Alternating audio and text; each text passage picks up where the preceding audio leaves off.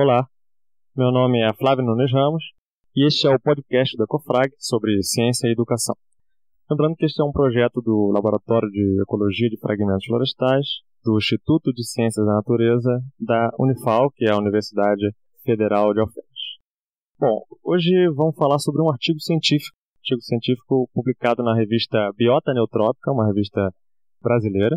Esse artigo foi publicado em 2010 e o título dele é A Falsa Dicotomia entre Preservação da Vegetação Natural e a Produção Agropecuária. Então, de novo, a falsa dicotomia entre preservar a natureza e produzir alimentos para o Brasil. Então, foram 4 autores desse artigo, que eles publicaram em 2010. O primeiro autor foi o Luiz Antônio Martinelli, do SENA, que é o Centro de Energia Nuclear da Agricultura da USP de Piracicaba. O segundo autor foi o Carlos Alfredo Joly, do Departamento de Biologia Vegetal da Unicamp, de Campinas, São Paulo, né? Carlos Afonso Nobre, do INPE, que é o Instituto Nacional de Pesquisas Espaciais de São José dos Campos, e o Gerd Sparovec, do Departamento de Ciências do Solo da Exalc, que é a USP de Piracicaba.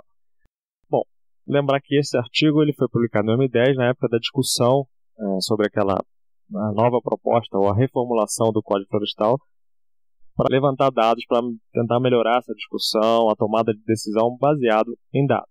Tá? Então, o principal objetivo do artigo dos autores é demonstrar que esse argumento da dicotomia entre ou você preserva a biodiversidade ou você produz alimento, que foi um dos argumentos usados para justificar temos que reformular o código porque a gente não consegue produzir mais alimento, então vamos ter que relaxar um pouco a preservação da biodiversidade. Então, o objetivo deles é demonstrar que esse argumento é falso.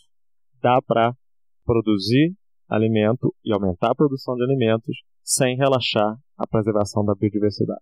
Então, o artigo vai mostrar que o Brasil tem área suficiente para preservar nosso patrimônio biológico e para continuar aumentando também, não apenas ter produção, mas também aumentar a produção de alimento para o consumo interno e também para exportação. Então, para mostrar isso, os autores compararam a ocupação de agricultura e pecuária aqui no Brasil com essa ocupação nos Estados Unidos e essa ocupação na União Europeia.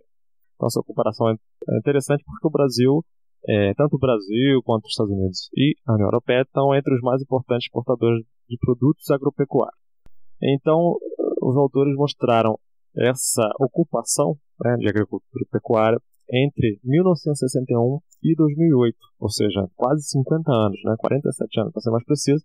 Então, eles mostraram a variação da produção de 2 tipos de culturas agrícolas. O primeiro tipo é aquelas culturas destinadas à exportação, principalmente soja e cana-de-açúcar, ou aquelas culturas que ocupam a grande área, que seria milho, então seria um dos tipos de exportação. E o segundo tipo seria aquelas destinadas basicamente à alimentação direta do mercado nacional, que seria arroz, feijão e mandioca. E também, além desses 2 tipos de cultura agrícola, de exportação e de alimentação, eles também incluíram a análise da evolução da pecuária, através da pastagem também, durante esse período, porque a pecuária é uma atividade importante no Brasil, por causa da área e por causa da economia, da grana que ela gera. Bom, então, para fazer todo esse levantamento, eles utilizaram dados do IBGE, que é daqui do Brasil, e internacional, que é da FAO. FAO é um braço da ONU, é uma parte da ONU que trata da agricultura e alimentação. A ONU é a Organização das Nações Unidas. E os dados do IBGE daquele ano lá de 2010, que é o ano que eles fizeram o artigo. Bom, vou falar dos resultados. Então, nos resultados, foram 4 tópicos principais. O primeiro tópico de resultado é comparando o uso da terra no Brasil com os outros 2 áreas que a gente falou, Estados Unidos e União Europeia.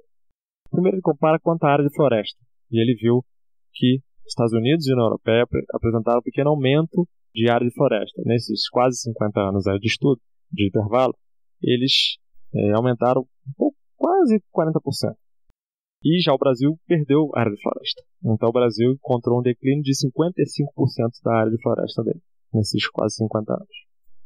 E quanto à agricultura e à pecuária, juntas, Estados Unidos e a União Europeia ocupam cerca de metade da área deles com agricultura e pecuária, e o Brasil ocupa 30% da área dele. Quando eles separaram só a pecuária e só a agricultura. Então eles viram que da pecuária, né, do total lá da 50% da área dos Estados Unidos e União Europeia, a maioria é por pecuária bovina. A União Europeia e Estados Unidos declinou a área ocupada por pecuária e o Brasil houve um aumento da área de pecuária. Quando eles falaram da área ocupada pela agricultura, como é que é? O Brasil vem aumentando nas últimas 4 décadas, Estados Unidos e União Europeia vem diminuindo a parte de agricultura, a área ocupada pela agricultura nessas 4 décadas também. E a área ocupada, mesmo com o declínio dos Estados Unidos e União Europeia e o aumento do Brasil, a área ocupada pela agricultura nos Estados Unidos e União Europeia é muito maior do que no Brasil. Bom, resumindo, o Brasil está diminuindo a quantidade de floresta, tem menos área de agricultura e pecuária que os 2 outros países. Na verdade, a União Europeia não é um país, são vários países, né?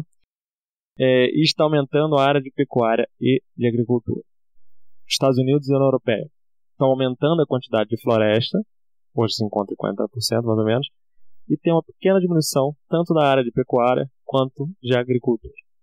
O segundo tópico dos resultados desse artigo é sobre a área colhida e a produtividade dessas culturas, ou de algumas dessas culturas no Brasil. Como que está a produtividade dessas culturas? Bom, aí ele separa em aquelas culturas de exportação, aquelas estáveis. Só que, além do aumento da área, aumentou também a produtividade dessas 3 culturas, soja, cana-de-açúcar e milho. Então, a quantidade de soja, cana e milho vem aumentando bastante, porque aumentou a área e aumentou a produtividade. Essa é a parte de exportação. Vamos para a parte agora de alimentação, de comida. Bom, mandioca ficou constante nessas 5 décadas, quase 5 décadas aí. Isso faz com que tenha uma evidência, uma falta crônica de atenção a um dos alimentos mais importantes aqui da dieta, né? Então, que a mandioca não cresceu nessas últimas décadas. Feijão e arroz, pior do que não ter se mantido como manteve a mandioca, declinou, ou seja, diminuiu as áreas colhidas por feijão e as áreas colhidas em arroz, né? Principalmente no final dos anos 70 e início dos anos 80. Então, a exportação aumentou, a de comida diminuiu, ou se manteve, como a mandioca, e a pastagem, que é o terceiro tópico. A pastagem também aumentou bastante, e aumentou significativamente nas últimas 4 décadas. Atingiu cerca de 200 milhões de hectares. Pior não é isso. Pior é que ela tem baixa produtividade. Ou seja, apesar de ter muita área, só tem, em média, uma cabeça de gado por hectare. Então tem que ter muito pasto para suportar um boi. Bom, o terceiro tópico dos resultados seria sobre a produtividade dessa cultura, que eles acabaram de falar, né?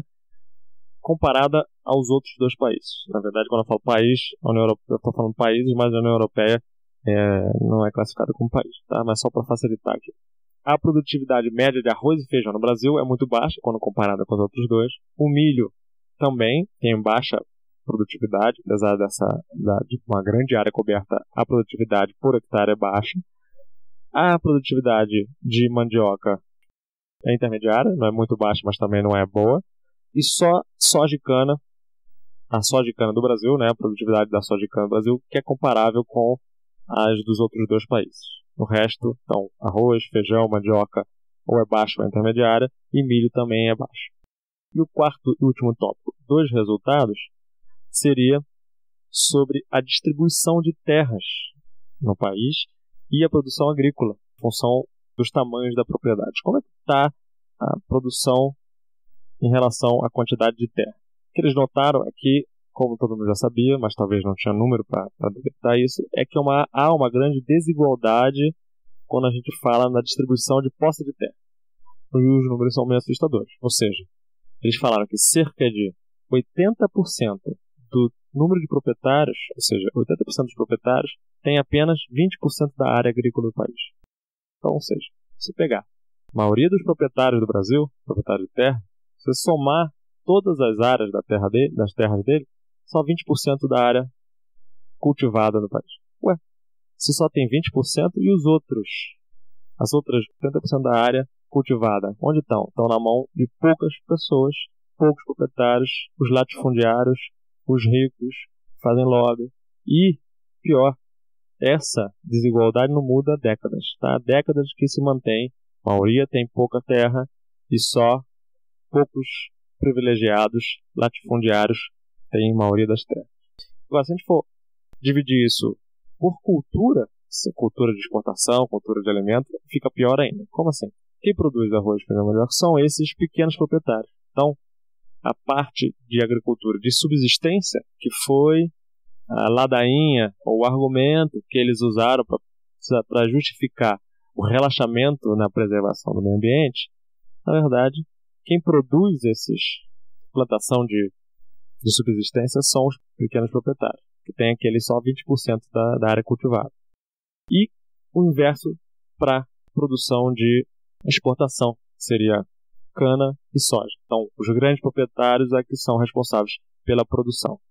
E aí eles partem para discutir os dados, interpretar um pouquinho esses dados que eles encontraram, que estão apresentando para a gente no artigo. Então ele fala que a alegação para mudar o Código Florestal, baseada nesse argumento aqui, falta área para produzir alimento e a gente tem que relaxar um pouco, não se sustenta. Essa alegação não é verdadeira. A área ocupada por alimentos de subsistência, né, por alimentos consumidos diretamente pela população, tem diminuído e sido ocupado por uma pastagem ineficiente, com baixa produtividade. Então, esse argumento de que não tem área, a gente precisa avançar nas áreas de floresta, eles já mostraram que não sustenta.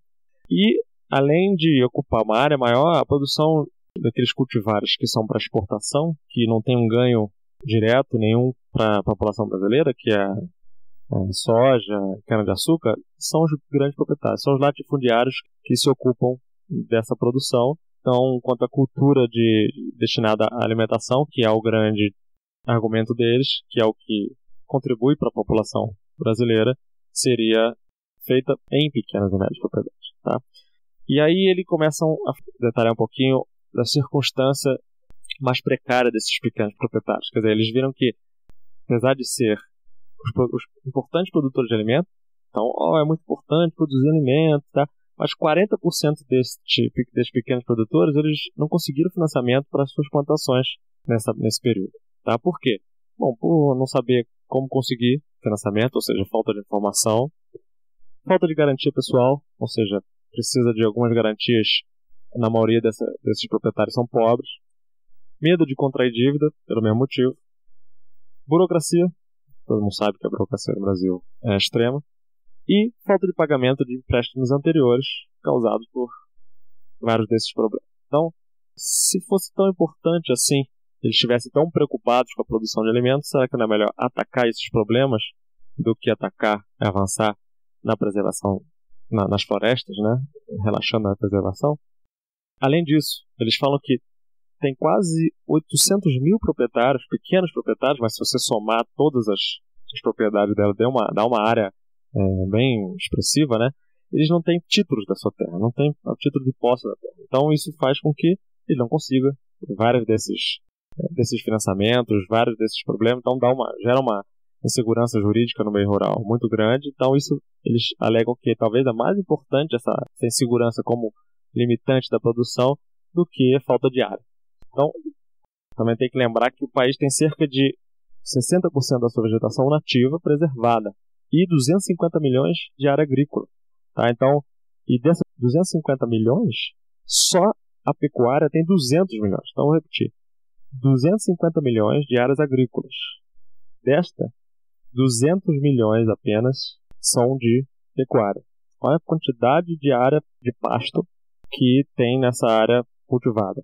E lembrando que é um pasto de baixa produtividade. Lembrando, quando compara os Estados Unidos, um exemplo nos Estados Unidos, né, que em vez de uma cabeça de gado, a produtividade lá é quase 3 cabeças de gado por hectare. Então, a produtividade deles é quase 3 vezes. Se eles tivessem 3 vezes menos pastagem do que a gente, eles estariam produzindo igual. Então, se a gente precisa ter uma pressão cada vez maior para a produção de várias coisas, para exportação, e também não tanto cana-de-açúcar, soja, milho, como também carne, né? Mercado interno, mercado externo. E aí tem que avançar mais para produzir carne, principalmente, né? Porque como é cada cabeça de gado que entra lá precisa de 1 hectare de pastagem. Então, esse avanço nas matas se deve muito por causa disso. E, no entender dos autores, não é falta de área o problema, né? Então, essa área já convertida para